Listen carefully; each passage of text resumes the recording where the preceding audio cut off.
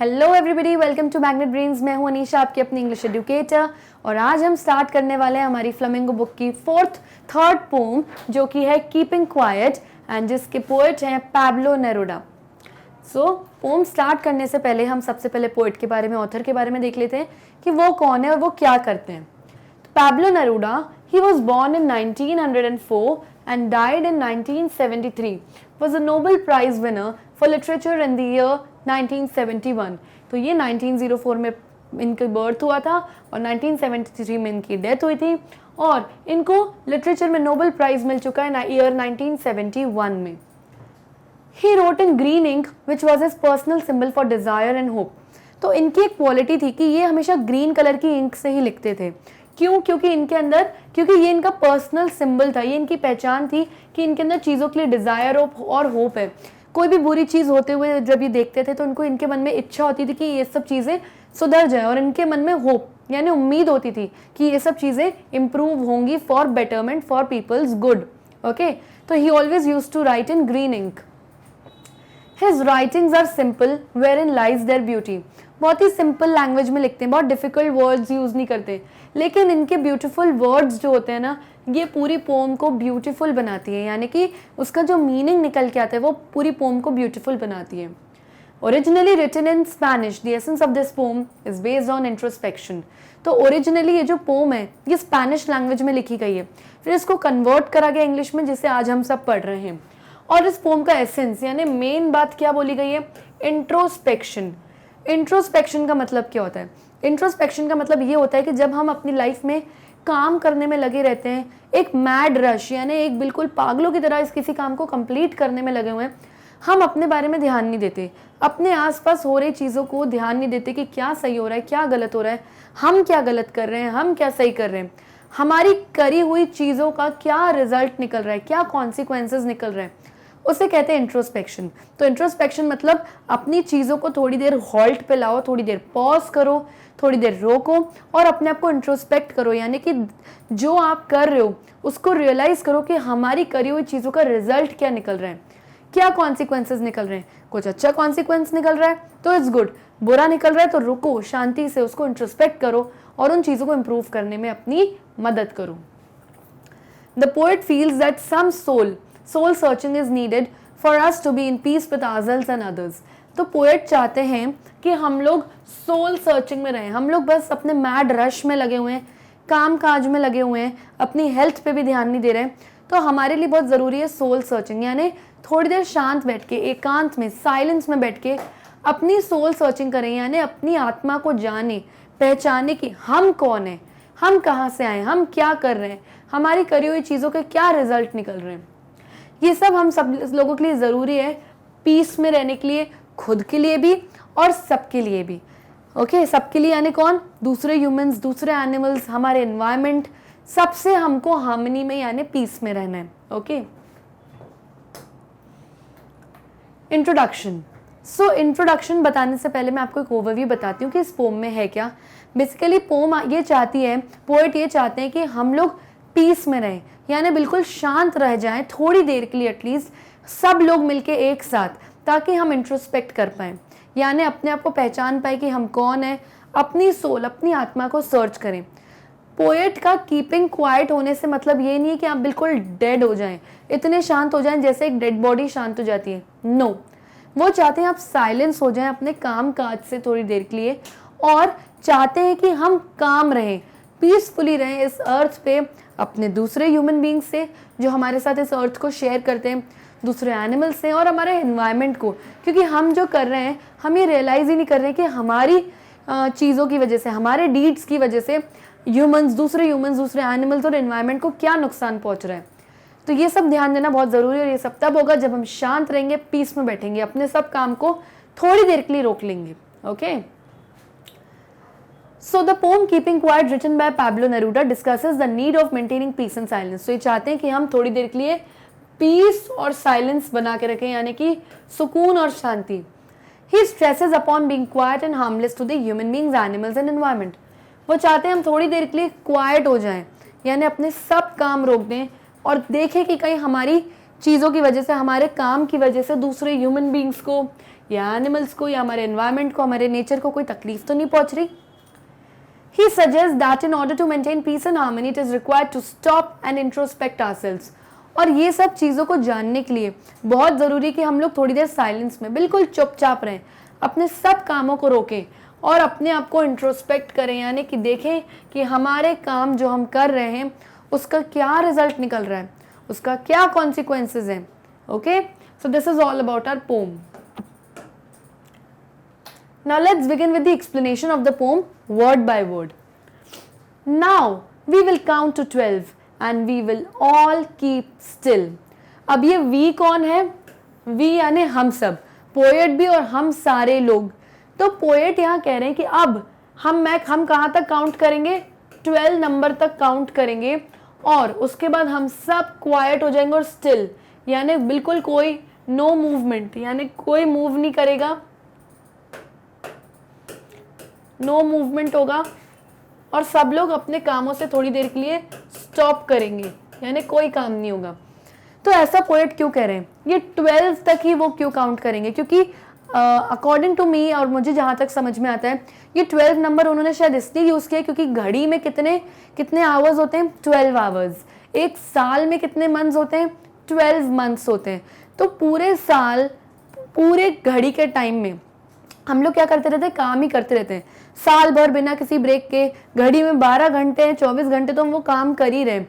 So basically यहाँ पे 12 इसलिए यूज़ किया गया क्योंकि क्लॉक में 12 आवर्स होते हैं और साल में भी 12 महीने होते हैं। Okay, and we will all keep still, और जैसे ही पोएट 12 तक काउंट कर लेगा हम सब शांत हो जाएंगे, क्वाइट हो जाएंगे, अपने हर काम को रोक देंगे। For once on the face of the earth let's not speak in any language.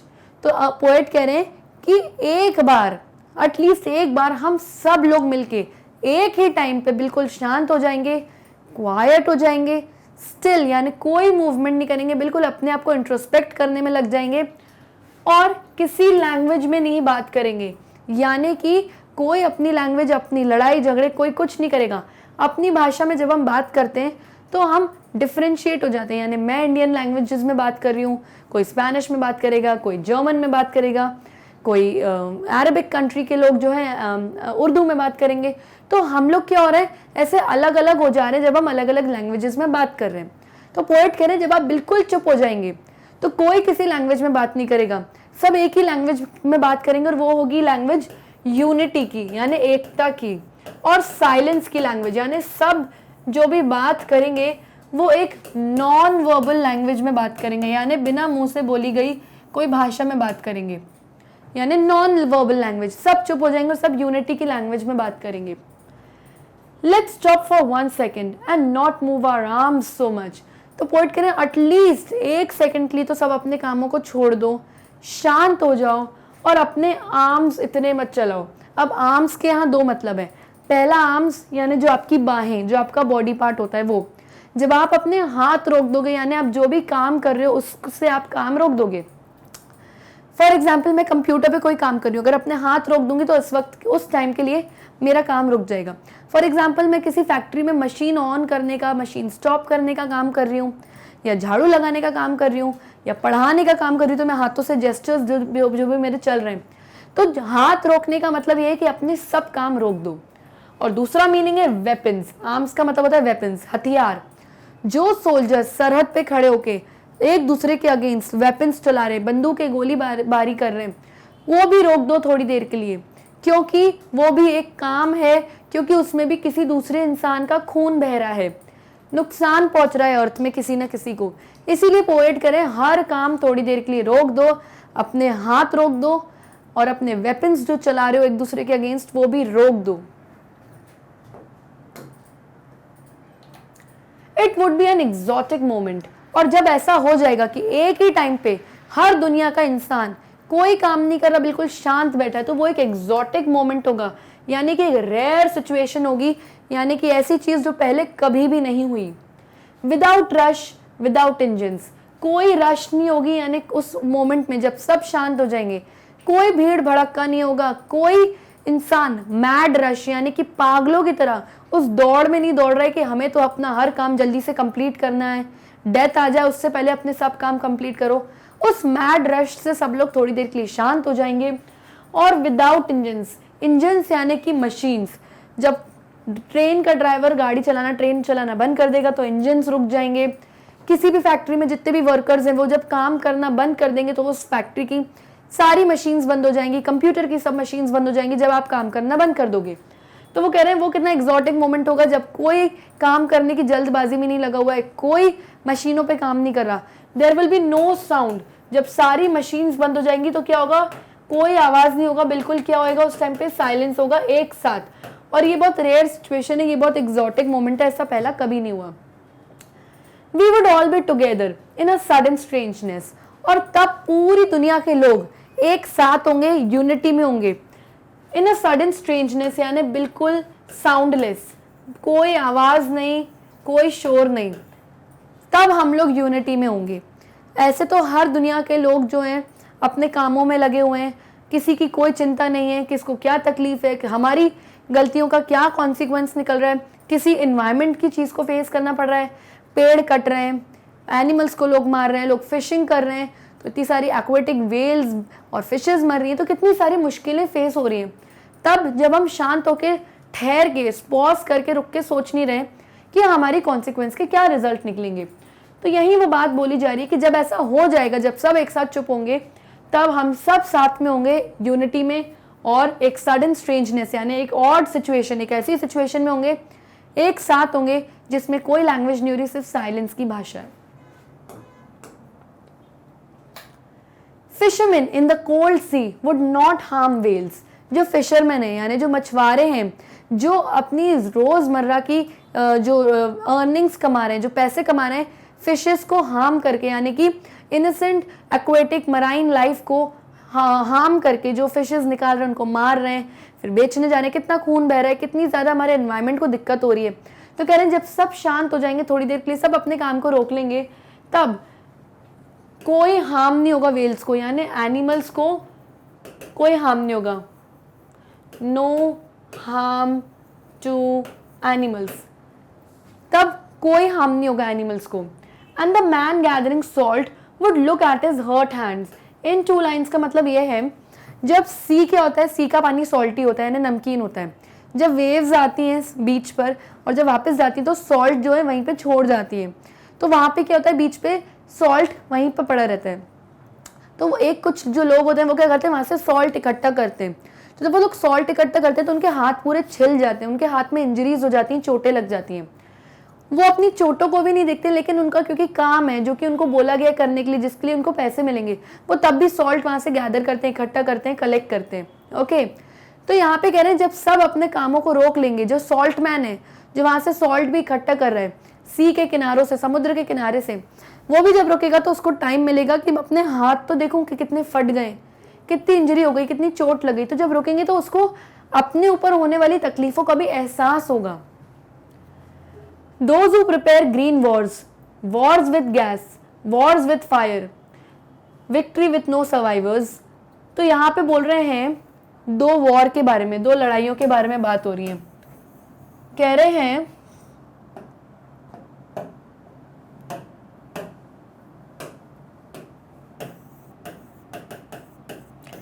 यहाँ पे 2 वॉर्स की बात हो रही है, 2 लड़ाइयाँ हो रही है। एक ग्रीन वॉर, ग्रीन वॉर यानी कि वॉर हम लोगों की, इंसानों की वॉर एनवायरनमेंट से, क्योंकि हम लोग क्या कर रहे हैं, हमारे एनवायरनमेंट को बहुत ज़्यादा तकलीफ पहुंचा रहे हैं, डिफॉरेस्टेशन करके, माइनिंग करके, एनिमल्स को मार के, और एफॉरेस्टेशन यानी और पेड़ पौधे भी नहीं लगा रहे हैं। तो हमारी एक वॉर छिड़ चुकी है, एक वॉर स्टार्ट हो गई है इंसानों की, किससे, ग्रीन वॉर यानी कि एनवायरनमेंट के अगेंस्ट। और दूसरी वॉर कौन सी हो रही है, सोल्जर्स वाली वॉर, जो आर्मी में जो वॉर्स होती हैं एक कंट्री के सोल्जर से दूसरी कंट्री के सोल्जर से।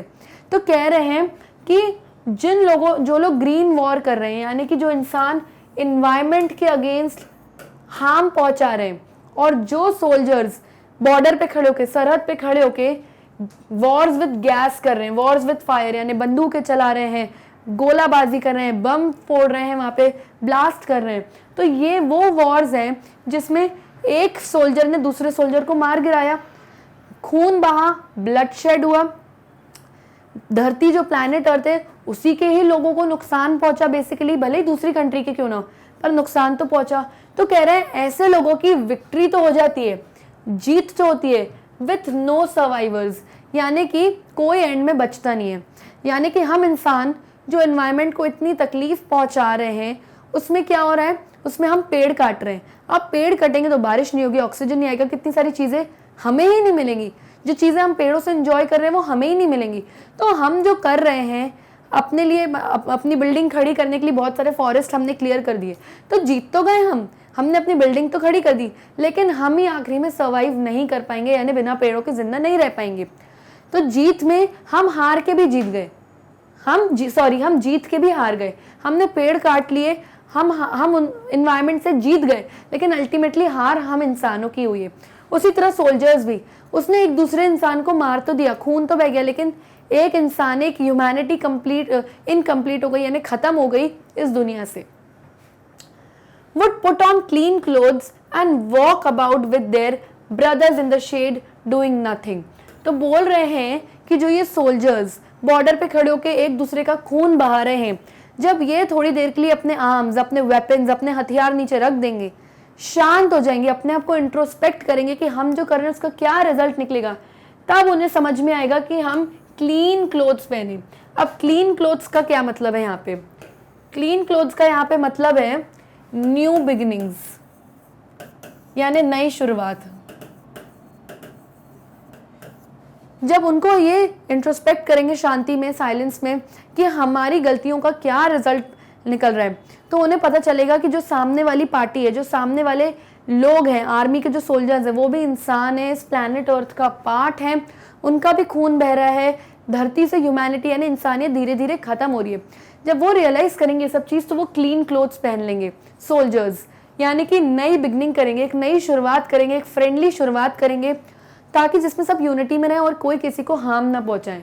वो क्या, और ये जब नई बिगनिंग करेंगी तो उनको क्या फील होगा कि जो सामने वाली कंट्री के जो दुश्मन लोग थे पहले, जिनको हम दुश्मन समझते थे, वो सब आपस में भाई हैं, दे आर ब्रदर्स, एंड फिर कोई एक दूसरे को कुछ नहीं करेगा। What I want should not be confused with total inactivity. Life is what it is about. I want no truck with death.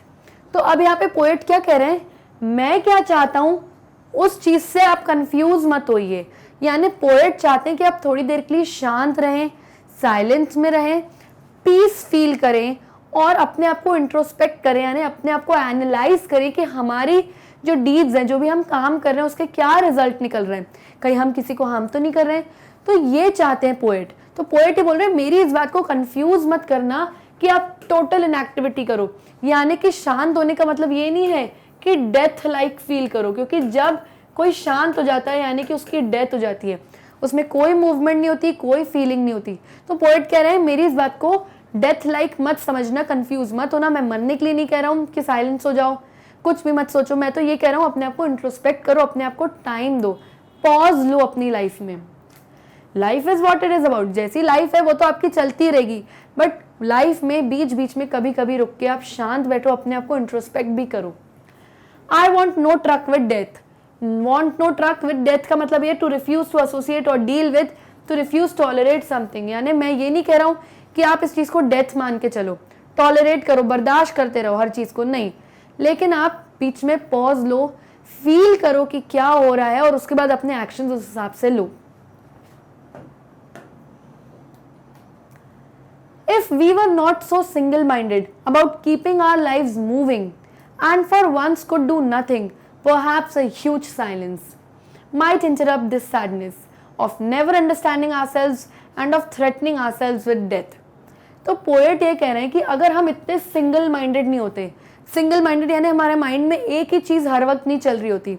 हम लोगों के माइंड में क्या होता है, एक ही चीज चल रही होती है, डेथ से पहले अपने सारे काम कंप्लीट करके रहते हैं, इतनी प्रॉपर्टी बना के जानी है, इतना पैसा हमें कमा के रखना है ताकि आगे बच्चों को कोई दिक्कत नहीं हो, फ्यूचर जनरेशन्स को कोई प्रॉब्लम नहीं हो। तो हमारा माइंड क्या है, सिंगल माइंडेड है। डेथ से पहले हम चाहते हैं कि जल्दी से सब काम कंप्लीट कर लें, और हम क्या कर रहे हैं, अपनी लाइफ को मूविंग रखते हैं, कंटिन्यूसली हमारी लाइफ चल रही है, एक मैड रश में हम पागलों की तरह उस काम को कंप्लीट करने में लग जाते हैं कि डेथ से पहले अपने सब कामों को कंप्लीट कर लें।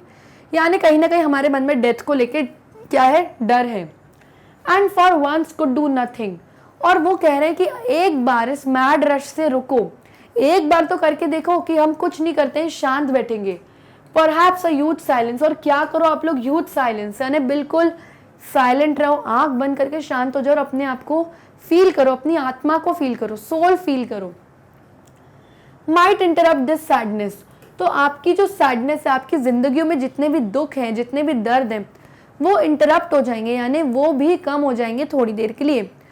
क्योंकि क्या होता है, हम दुख में, हम तकलीफ में, हमें हाथों में चोट लगी, फिर भी कंटिन्यूस अपने काम करने में लगे हुए हैं, अपने आप को हम टाइम नहीं दे रहे, तो हम अपनी सैडनेस को भी एक आदत बना के चल रहे हैं। हर इंसान की लाइफ में सैडनेस है, तो वो कह रहे हैं जब आप शांत हो जाएंगे, थोड़ी देर साइलेंस में हो जाएंगे, तो आप बिल्कुल पीस में होंगे। उस वक्त आपके अंदर जो सैडनेस है, जो दुख और दर्द से आप भरे हो, वो भी थोड़ी देर के लिए साइड हो जाएगा, बिल्कुल शांत हो जाएगा। ऑफ नेवर अंडरस्टैंडिंग आवरसेल्व्स, हम लोग इस चीज में हमेशा परेशान रहते कि हम लोग अपने आप को समझ ही नहीं पाते। जब आप शांत होगे, साइलेंस में हो जाओगे, अपने आप को इंट्रोस्पेक्ट करोगे, तो आप अपने आप को समझोगे, आपको पीस फील होगा। End of threatening ourselves with death, and जैसे कि मैंने आपको बताया कि हम लोग हमेशा थ्रेटन रहते हैं, डरे हुए रहते हैं डेथ से, कि हमारी डेथ आ जाएगी, उससे पहले हम अपने सारे जल्द से जल्द काम कर लें। तो उसी मैड रश में हम लोग, तो जब आप पीस में हो जाओगे, जब आप शांत होगे, पीस और साइलेंस फील करोगे, कामनेस फील करोगे, तब आप इस डेथ के डर से भी अपने आप को थोड़ी देर बाहर निकाल पाओगे। और जो लाइफ में आपको अच्छी अच्छी चीज़ें दिखाई हैं भगवान ने, जो अच्छी अच्छी चीज़ें दी हैं, इतना ब्यूटीफुल नेचर दिया, उसको फील कर सकते हो, उसे एंजॉय कर सकते हो। लाइफ में बहुत सारी चीज़ें जिसको आप एंजॉय भी कर सकते हो, वो आप फील करोगे, अरे यार मैं तो इस दुख में हूँ, मैं ये चीज़ भी तो एंजॉय कर सकता हूँ। आप डेथ को भूल जाओगे, अपने आप में आप चीज़ों को एंजॉय करने लगोगे। जब आप बहुत सारी चीज़ें करते हो, तो आप बहुत सारी चीज़ें अच्छी भी करते हो, आपको खुद को अप्रिशिएट करने का भी टाइम मिलेगा कि अरे यार ये तो मैंने अच्छा किया, मैंने तो ध्यान ही नहीं दिया यार, मैंने कितनी अच्छी चीज़ बना दी। तो अपने आप को अप्रिशिएट करने का टाइम मिलेगा और डेथ को आप भूल जाओगे जब आप शांत रहोगे थोड़ी देर। Perhaps the earth can teach us, as when everything seems dead and later proves to be alive. अब इन 3 लाइन्स में पोएट कह रहे हैं कि हमें ये सारी चीज़ें किससे सीखनी चाहिए, हमारी अर्थ से, हमारे नेचर से, हमारे इन्वायरमेंट से। क्योंकि वो कह रहे हैं कि जब गर्मी का मौसम होता है, जब समर सीजन आता है, जब विंटर सीजन आता है,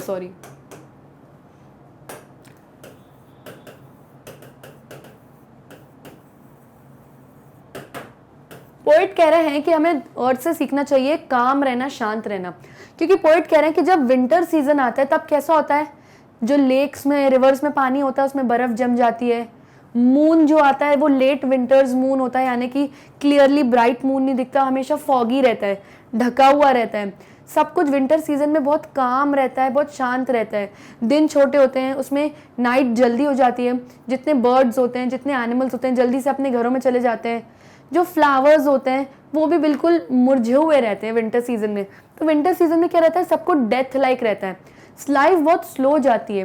तो अर्थ क्या करती है, अर्थ सीजन चेंज करती है। फिर क्या आता है, स्प्रिंग सीजन आता है। स्प्रिंग सीजन में क्या होता है, एक नई शुरुआत होती है। फरवरी का मौसम, फ्लावर्स नए नए ब्लूम होने लगते हैं, जो लेक्स में पानी फ्रीज हो गया है, बर्फ जम गई है, वो पिघलने लगता है, वापस लेक होता है, और बर्ड्स चर्पिंग करती हैं हर जगह, एनिमल्स बाहर निकल के आते हैं, नेचर में नए नए फ्लावर्स, नए नए प्लांट्स में नई नई लीव्स आती हैं, लोगों की लाइफ और बेटर हो जाती है, मून क्लियरली दिखने लगता है, हवा में, ब्रीज में एक प्लेजेंटनेस दिखती है। तो पोएट यहाँ पे बोल रहे हैं कि हमें ये चीज़ अर्थ से सीखनी चाहिए कि जब अर्थ भी डेथ लाइक फील करती है, तो वो एक सीजन चेंज करके अपने आप को पॉज देती है। स्प्रिंग सीजन का पॉज देती है, फिर समर सीजन, हैवी सीजन पे आती है, गर्मी ये सब। तो spring season as a season वो अपने आप को पॉज दे रही है। तो वो कह रहे हैं हम सबको भी उससे यही सीखना चाहिए कि लाइफ में जब सब कुछ सही नहीं हो रहा होता है, तब अपने आप को पॉज दो, अपने आप को एक ब्रेक दो, उसके बाद अपने आप को इंट्रोस्पेक्ट करो, अपने आप को एनालाइज करो, तो आपको समझ में आएगा कि मेरी लाइफ में क्या सही जा रहा है, क्या गलत जा रहा है, एंड आपको आगे के अपने फर्दर डिसीजंस लेने में ईजी रहेगा। फिर वो कहते हैं now I will count up to 12, अब मैं फिर से 12 तक काउंट करूंगा, and you keep quiet and I will go. तो पोएट कहते हैं कि अब मैंने आप लोग को बता दिया है कि आपको अपनी लाइफ को कैसे सही करना है, कैसे काम एंड क्वाइट रह के एनिमल्स, ह्यूमंस, एनवायरनमेंट सबसे पीसफुली आपको इस अर्थ को शेयर करना है। अब मैं 12 तक काउंट करूंगा और आप जिस पीसफुल सिचुएशन में हो उसी में रहो, अपने आप को एनालाइज करते रहो, इंट्रोस्पेक्ट करते रहो और मैं यहाँ से चला जाऊंगा। तो पोएट का कहने का मतलब ये है कि मैंने अब आपको बता दिया, रास्ता दिखा दिया, अब आपको करना है, आपको उस सिचुएशन में पोएट छोड़ के जा रहे हैं, इस सिचुएशन को पीसफुली अपने आप को कैसे समझना है और अपनी आगे की लाइफ फिर से स्मार्टली कैसे जीनी है, पीसफुली कैसे जीनी है, ये पोएट ने आपके ऊपर छोड़ दिया। ओके, सो चिल्ड्रन, यहाँ पे पोएम का एक्सप्लेनेशन खत्म होता है और अब हम स्टार्ट करते हैं कि पोएम में कौन सा poetic devices, literary devices use करेंगे, उससे हम डिस्कस करते हैं। सो पहला उन्होंने जो यूज किया है लिटरेरी डिवाइस वो है इमेजरी। इमेजरी का क्या मतलब होता है? Descriptive language that can function as a way for a reader to better imagine the poem. तो वो इमेजरी का मतलब ये होता है कि पोम में कुछ ऐसे वर्ड्स यूज करे गए हैं जिसको सिर्फ उनके लिखने से ही आप इमेजिन करने लगते हो कि अच्छा ऐसा हुआ होगा।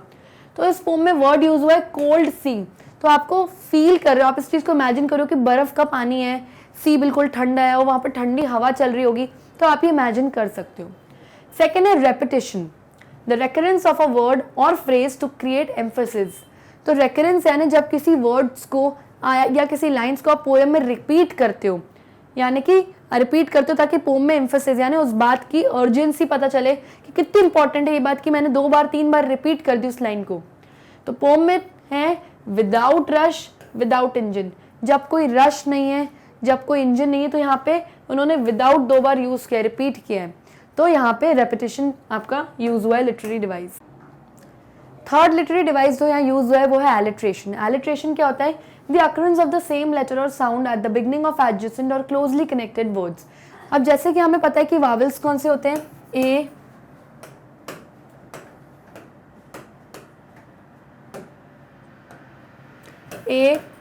ई, आई, ओ, यू, ये हमारे वावल्स होते हैं। तो इन लेटर्स को छोड़ के जितने भी लेटर्स होते हैं हमारे अल्फाबेट्स में वो कॉन्सोनेंट्स होते हैं। तो किसी भी लाइन में जब 2 वर्ड्स के फर्स्ट लेटर्स साथ में दिए गए और उन दोनों के जो फर्स्ट लेटर्स हैं वो कॉन्सोनेंट्स हैं, वो एलिट्रेशन होते हैं। 2 वर्ड्स भी हो सकते हैं, 4-5 जितने भी।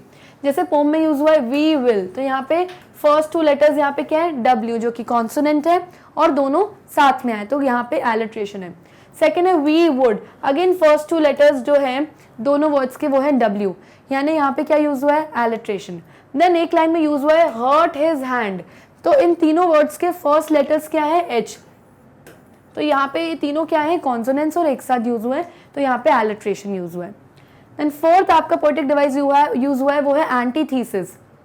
इसका मीनिंग होता है एन ऑपोजिशन और contrast of ideas is expressed.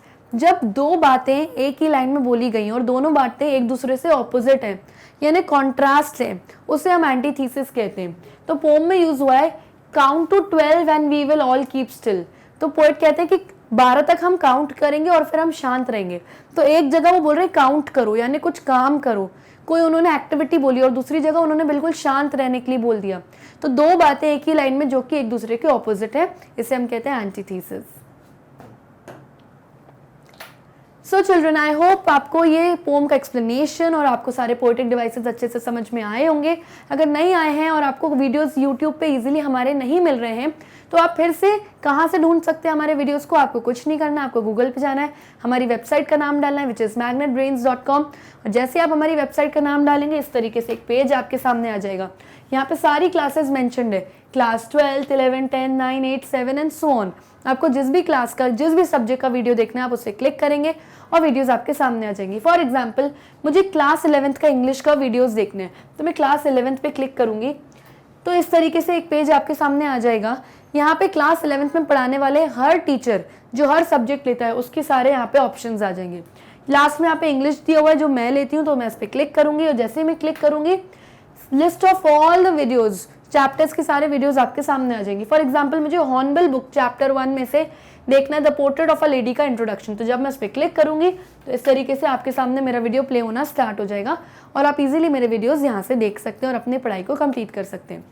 So children, I hope आपको समझ में आ गया होगा कि कैसे अगर यूट्यूब पे नहीं वीडियो मिल रहे हैं हमारे, तो आपको वेबसाइट से कैसे डायरेक्टली मिल जाएंगे। सो चिल्ड्रन, आगे मैं पढ़ाने वाली हूँ इस चैप्टर की समरी और इंपॉर्टेंट क्वेश्चन एंड आंसर्स। तब तक लिए stay tuned, bye bye and